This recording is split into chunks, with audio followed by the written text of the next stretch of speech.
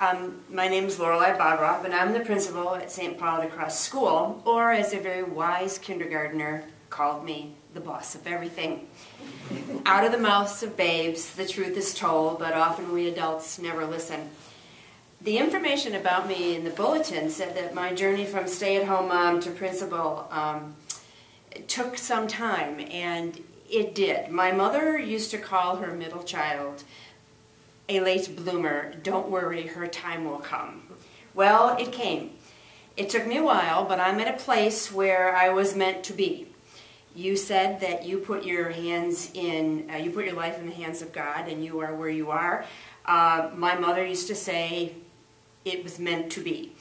And if I ever doubted that being in a Catholic school was where I belonged, it was solidified for me on Monday. Because after the events of last Friday, Monday morning, I knew the minute I walked in the building that a Catholic school was the place to be. I always say that SPC is the place to be, and I believe that for right now in my life, this is where I need to be. Not a thought I had until events played out that led me to this profession. When I graduated from high school, a college education was not anything that I ever thought was financially feasible. My parents never considered it. So I worked. I worked for a number of years, meeting my husband through a mutual friend, and after 4 years of dating, we married. Chicago is our hometown, but jobs for him were elsewhere. So a week after we were married, we moved to St. Louis. We lived there for a period of time, followed by moving to Kansas City, where we lived there for a period of time where our son was born, then off to Shaker Heights, Ohio, and then to a little town south of Columbus, Lancaster, Ohio. When the next job move was considered and we told our son, who was by this time about ready to enter high school, he very confidently told us that he really didn't care where we lived, but he was going to live in one city and go to one school for 4 years. So taking that into consideration, the number of times that we've moved, and once again, perhaps this was meant to be, we looked at relocating back to our hometown. So we moved back here, relocated, and lived in Oak Park. And it was very, very good to be back with family, to be near our parents who were beginning to enter their later years. My husband's Chicago job morphed into a consulting position in New York. So he traveled back and forth between Chicago and New York. My son was in high school, and now it was the time for me to look at my life. I had the opportunity, courtesy of my sister, who held a position as a labor and delivery nurse at Loyola Medical Center, who encouraged me to apply for a clerical position. I did.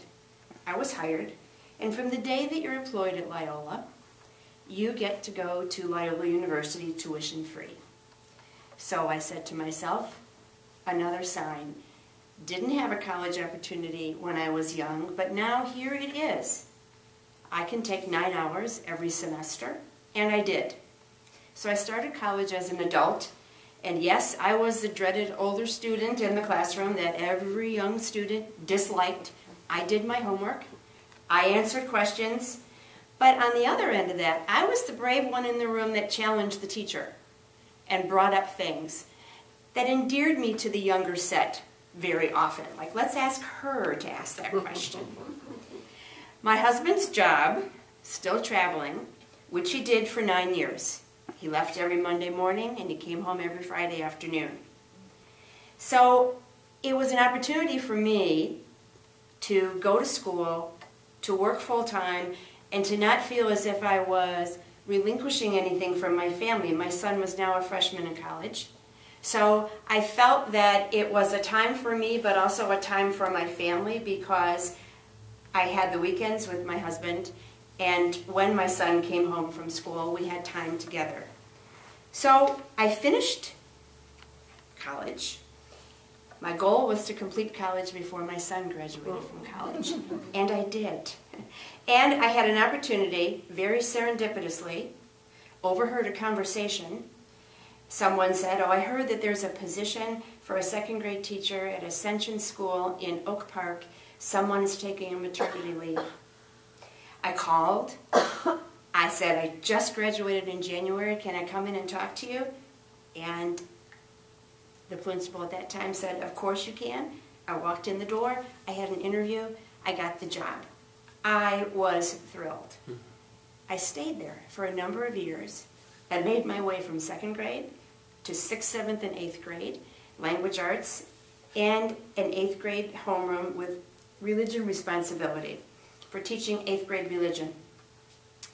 I now teach every Thursday, the 8th graders here, and I tell the story to them, or told the story to them when I started teaching, that they asked me, like, which is better, 2nd grade or 8th grade? And I said, well, there's a very big difference. 2nd graders spend a lot of time touching you, and 8th graders often spend a lot of time touching each other. So that's the very big difference. But other than that, I love teaching.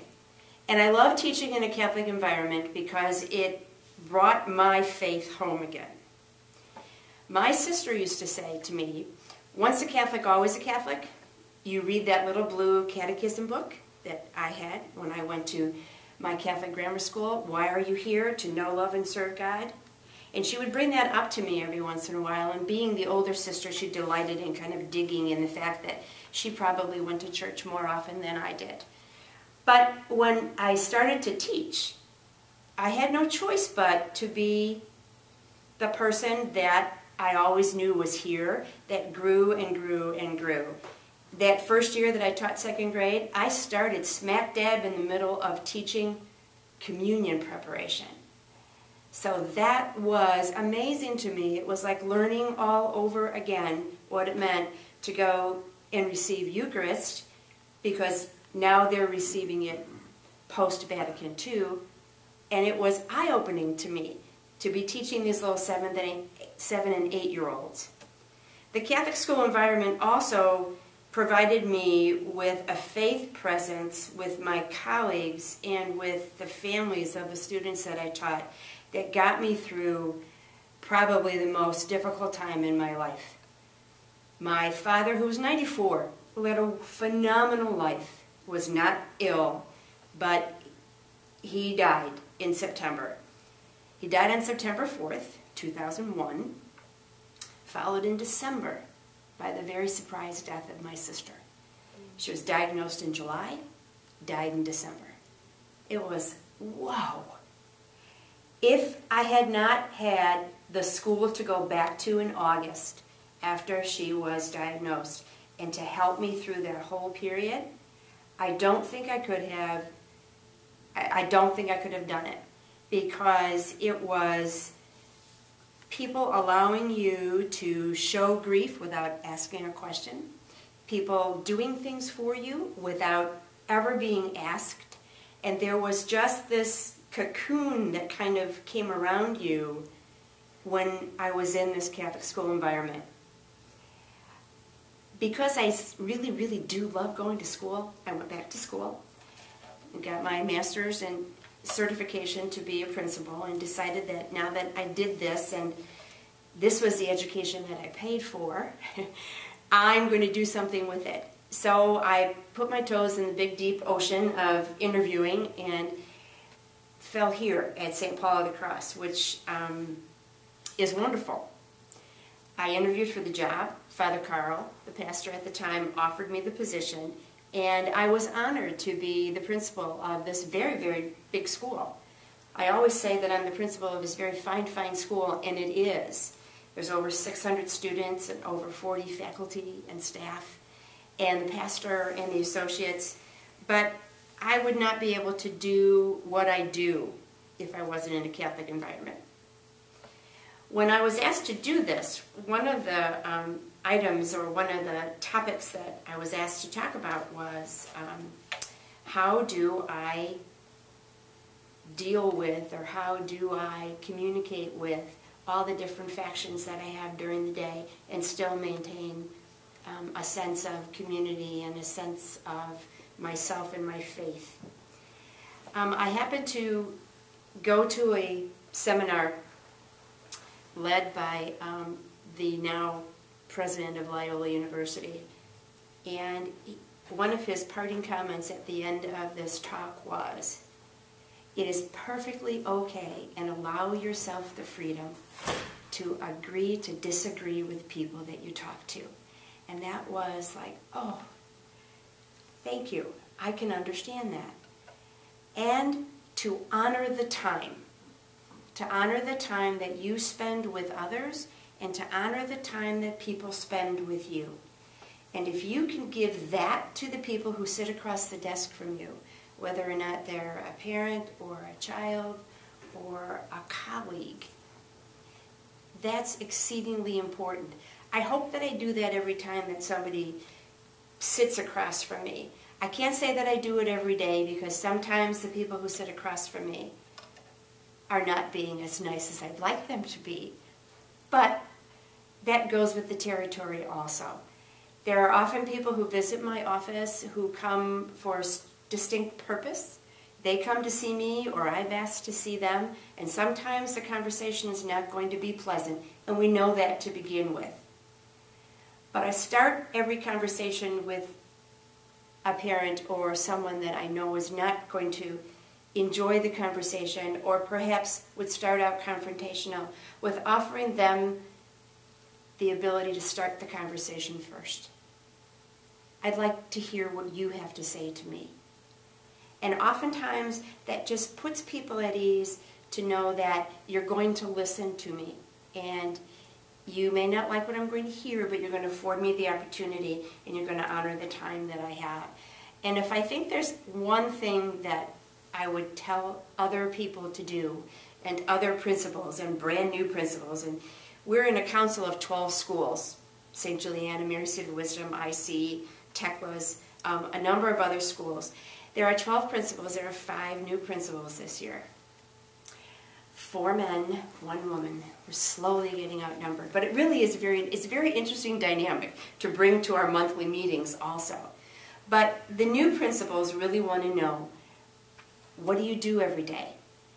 And my advice to them, and I have said this, is just honor the time that you have. And it's perfectly okay to stand up and end a meeting with a group of parents or with a teacher or with a student, knowing that they're not happy with the end result and you're not happy with the end result, but everyone has had time to have a conversation together. And I don't think, well, this has been my only educational experience because this is what I chose to do. And I'm not going to teach anyplace else but in a Catholic environment. At the beginning of my educational career, when my husband was traveling back and forth, and I attribute his comments to the fact that he was traveling back and forth, and not because he actually was being nasty, he said, you know, when are you going to get a real job? And I said, that's not what you're really asking me. You're asking me is, when am I going to work in a public sector so that the money might be a little bit more than I'm making now? And he said, yeah, that's probably the right question. I said, well, that will be never. I said, I want you to know that now. This is what I like to do, and this is where I'm going to be. So when you were talking about making choices about your life and the fact that you put it in God's hands, I suppose I did at that time. Because I was meant to be in Catholic education, and it took my husband a while to understand that. But he fully supports me now, and it's interesting to me because whatever job he has had since, and he's still working, often involves travel. But I will tell you that in some ways it's made us stronger together because I've had to rely upon myself, and I think that also made my faith grow because I had to rely upon others and to draw from some source. And you can't touch it or feel it or put it in a package, but it is your faith, and it is what surrounds you all the time. So my sister, who I miss desperately every day, was right. I mean, once a Catholic, always a Catholic. But it is more than just that simple statement. It's everything that is about being faith-filled that I think always stays with you. Thank you so much. You're welcome.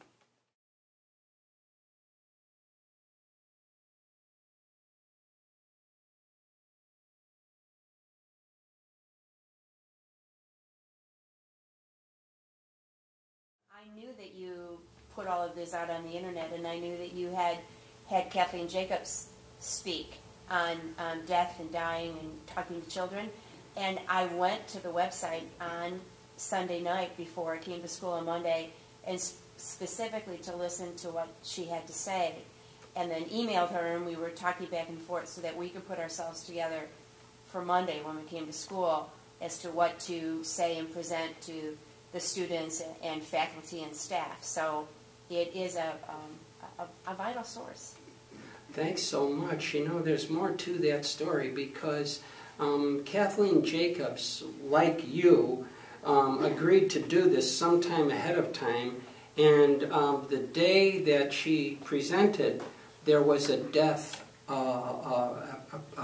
premature death in a family of one of the young people, and so it was extremely timely. And I personally, in my own family, who doesn't face death and dying, and Mrs. Jacobs talked about being grounded for life, how you ground a child so that they understand what it means to die and what's the important thing is to be coming to God. And so I've shared those videos with friends of my family, and I think you will too. And as we get more and more presenters, we've had 86 presenters so far, and as we get more and more, and the community gets to know each other at a faith level, something special happens there too. So, John, did you want to say something? Really, just a general, Lori made the comment that this Monday was a helpful and a very interesting morning because now you were talking to the kids. Could you share with us just some of the comments that either the kids had? You know, we hear all the national things. What was the local reaction? How did any thoughts from the teacher's viewpoint? And did you get much feedback from the kids? How did they react?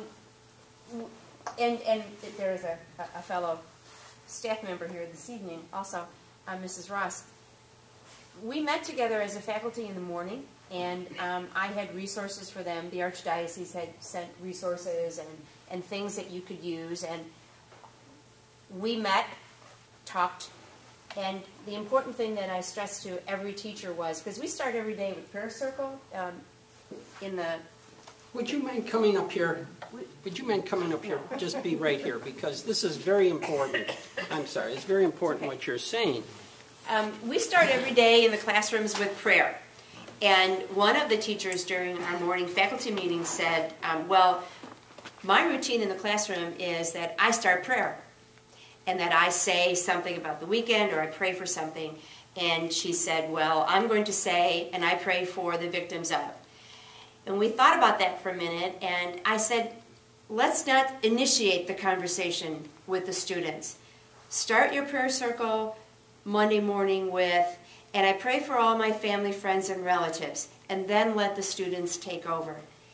This was a kindergarten classroom, and we had planned on having a prayer service later on in the afternoon for 1st through 7th graders, because 8th graders, another day of meant to be, were at their confirmation retreat, all together, all day, with all the priests from this parish and a number of other priests and all the 8th graders who are being confirmed in the parish. So they had a wonderful opportunity during that day to meet and talk about the events of Friday.